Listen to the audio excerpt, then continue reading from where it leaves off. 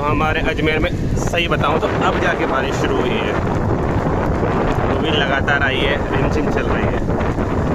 वरना ये मत समझिएगा कि जुलाई में आ गई थी, ये अगस्त में आई है आज, श्रावण शुरू होते ही दूसरे दिन, मतलब पहले दिन के ख़त्म होने पर।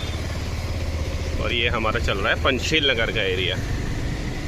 तो ऐसा है, सबको आपको अजमेर वासियों को बधाई हो बारिश के सीज़न आने की। Okay, thank you.